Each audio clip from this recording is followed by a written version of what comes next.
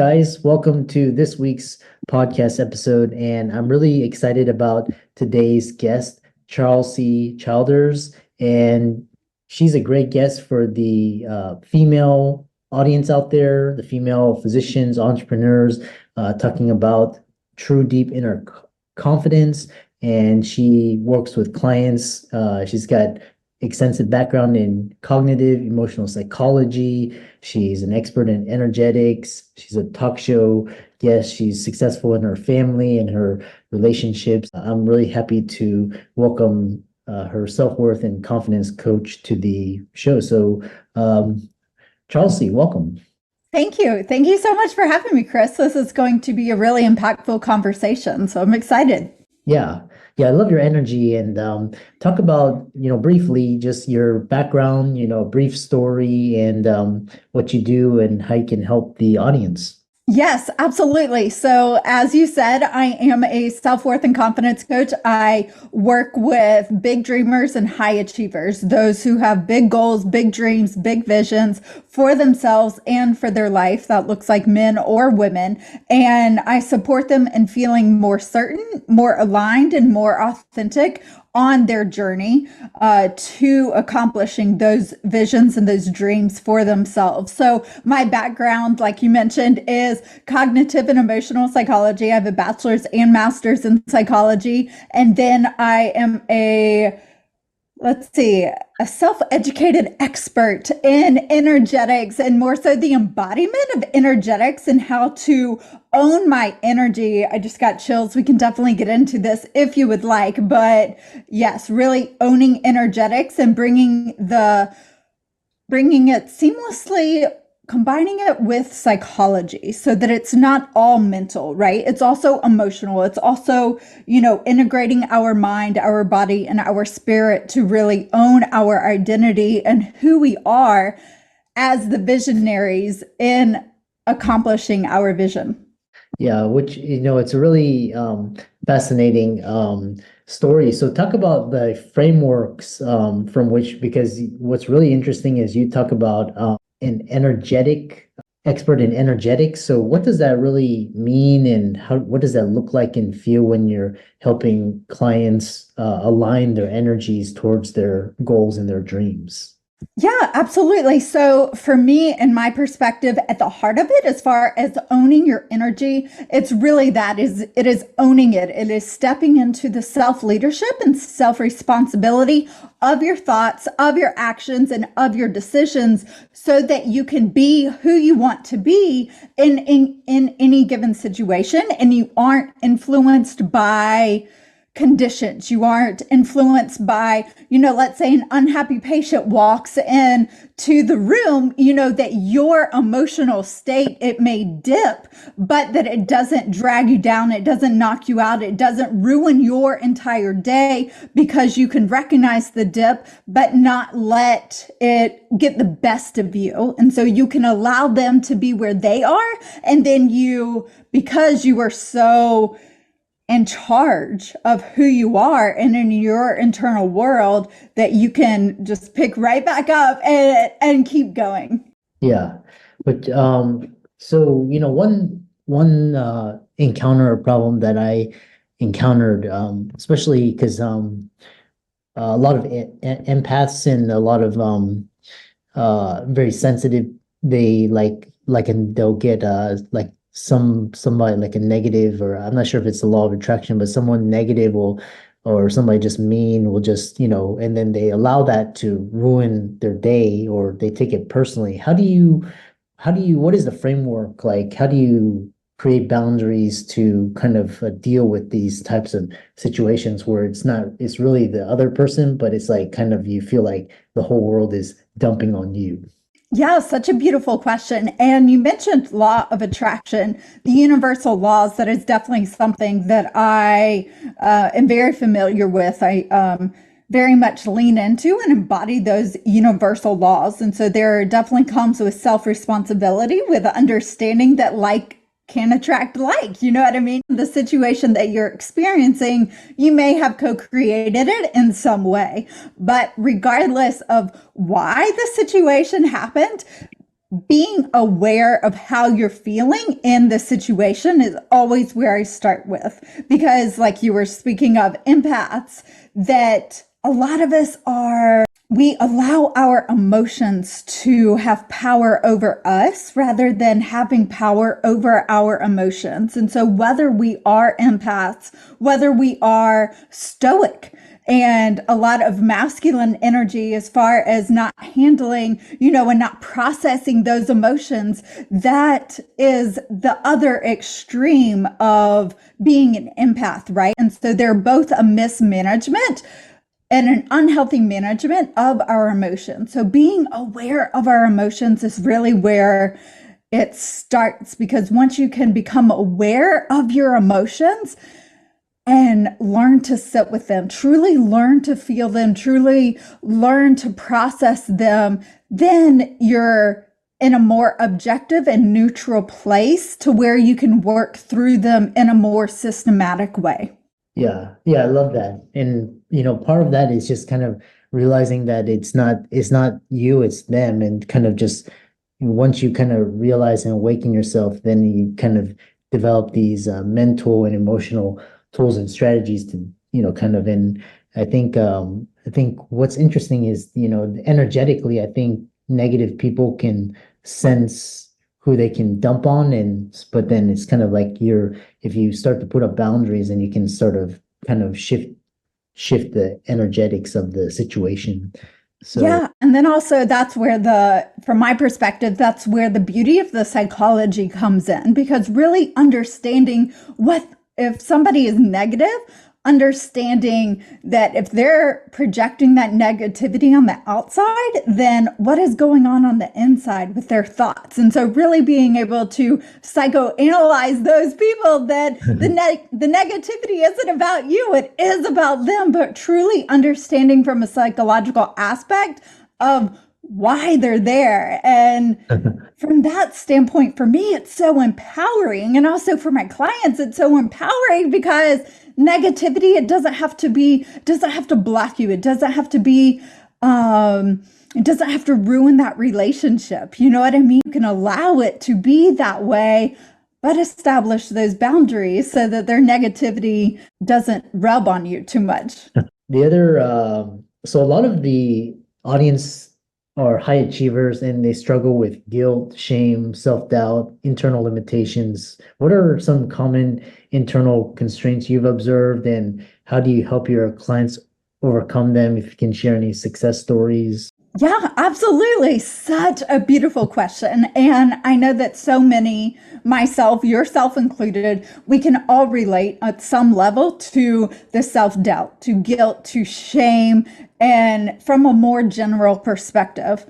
However, from my standpoint and working with my clients, and then also working on myself, coaching myself and guiding myself through it, that when we are pursuing our goals and we're wanting to expand externally, there has to be an internal expansion that goes along with it.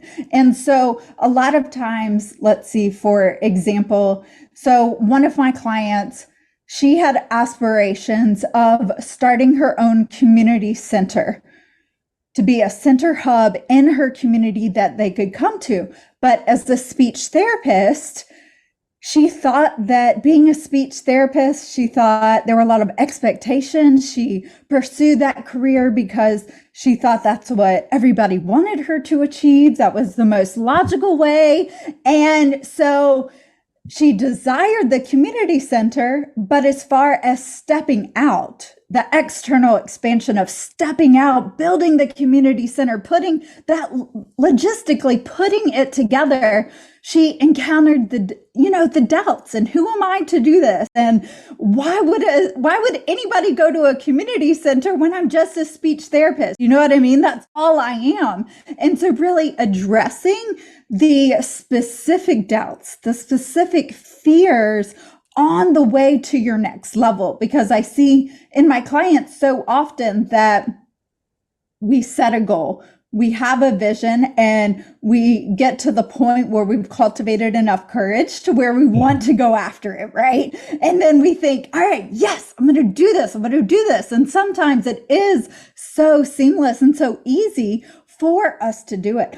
Other times, though, there are doubts that we've never encountered before, right? For me was, who do I think I am to leave corporate? I've never been good at anything else. So what makes me think I'm going to be good at anything besides corporate? I went to school for this.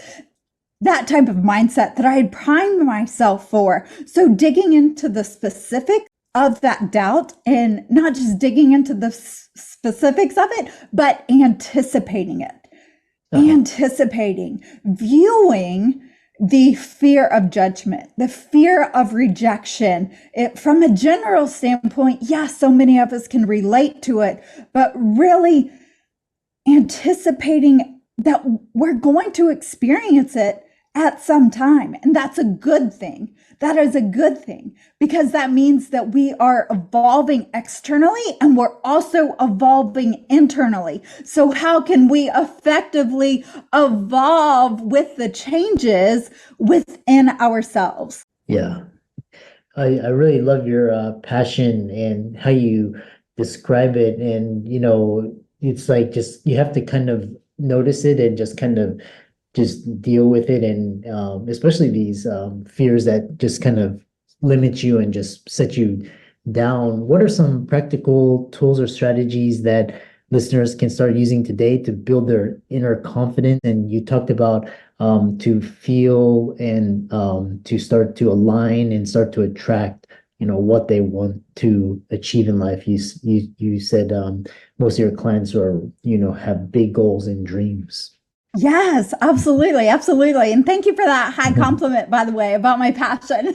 Thank you so much for that. And then as far as practical and tangible, it's all about that, right? What can we take away from the conversation? What can we really do here? What does this mean? And so for me, there are two places that I recommend your listeners start. The first thing is to, whichever comes easier to you, because write down what you want.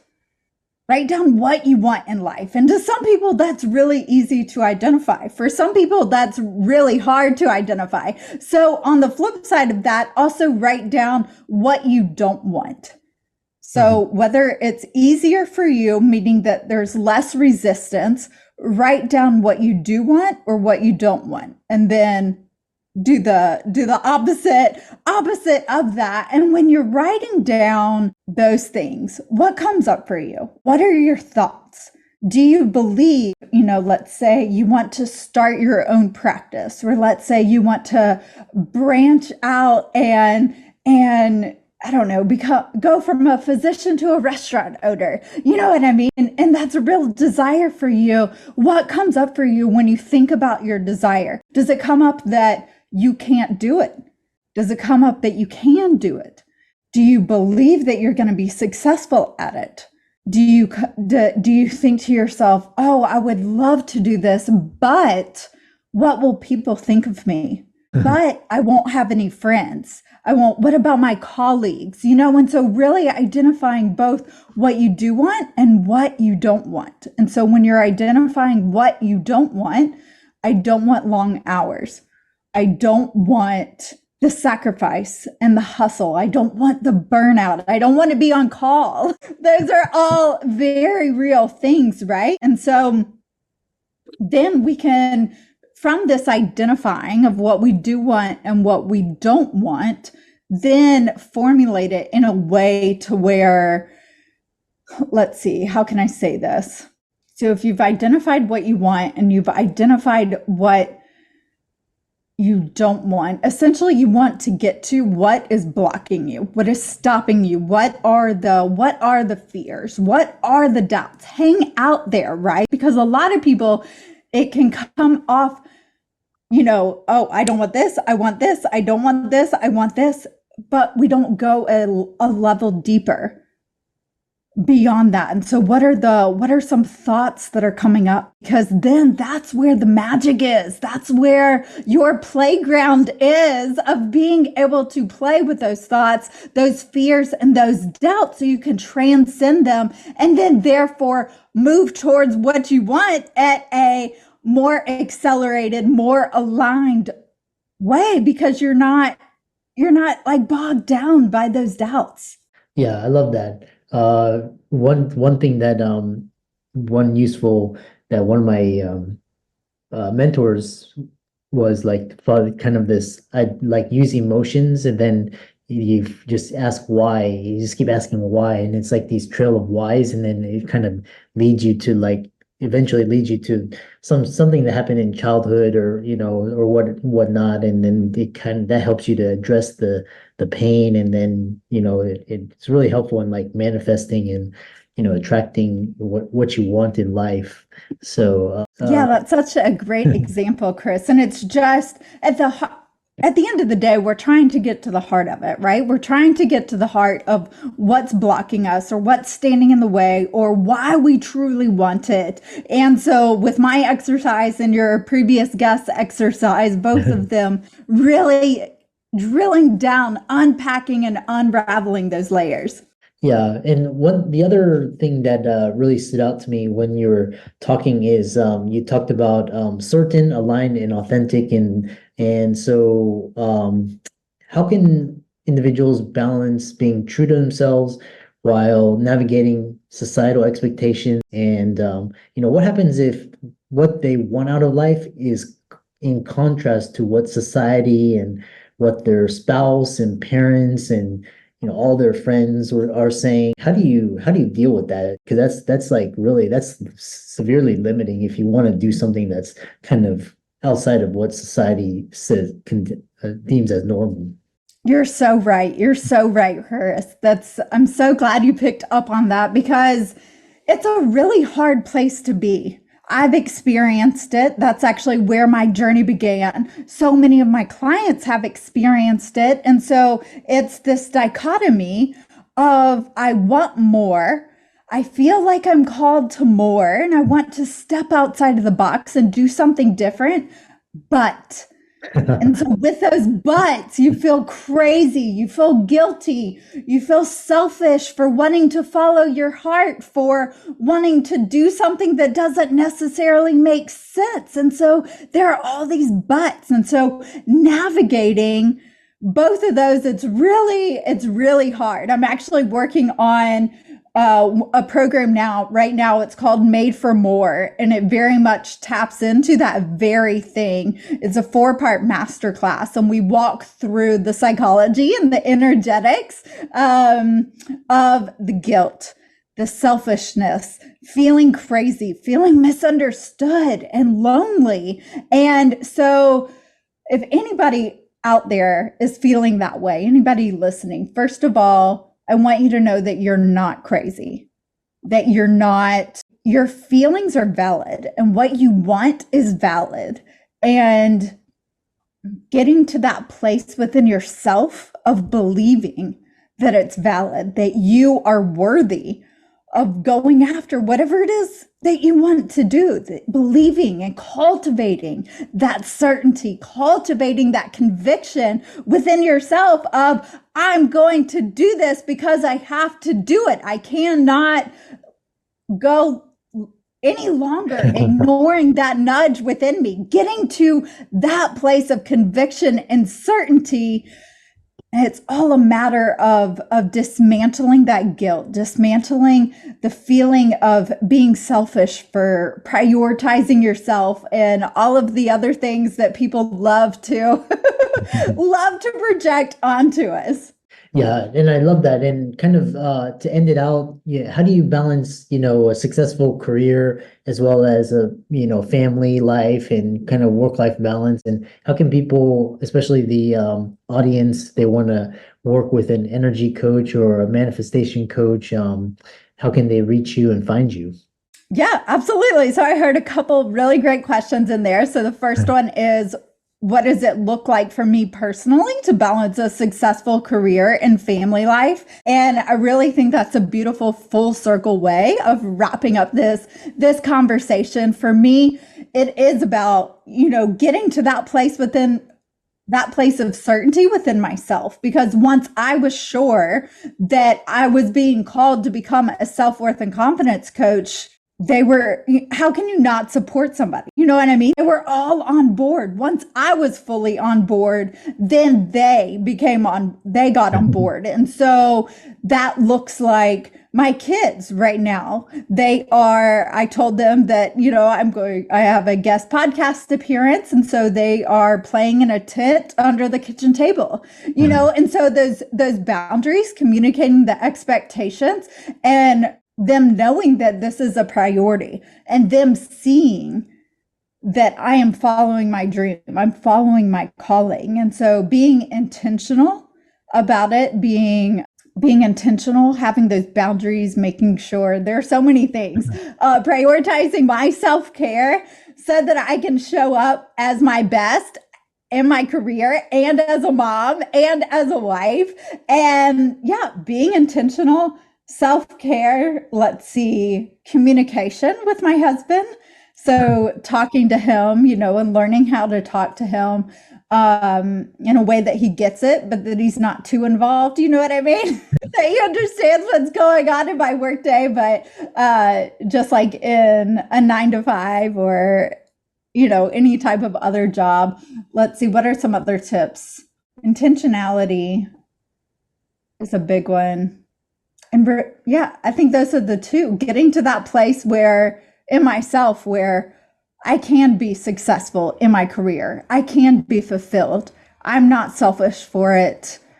I can also be a really great mom and a really great wife, getting to that place within myself, and then working out the family dynamics within that. So that is my advice. And then as far as where people can reach me, I am on Instagram. My handle is at Charlsey Childers. I'm sure you will put it in the episode description, but that is really the best place. And then I also have a podcast called Seeing Your Inner Brilliance, if you'd like to listen more. Yeah. And I really enjoyed this conversation and the energy and your enthusiasm and your passion. And for all the audience, be sure to give Charlsey a like and follow on her socials, and reach out to her if you need extra coaching or mentorship or support. And thanks so much for coming on. Yeah, absolutely. Thank you so much for having me.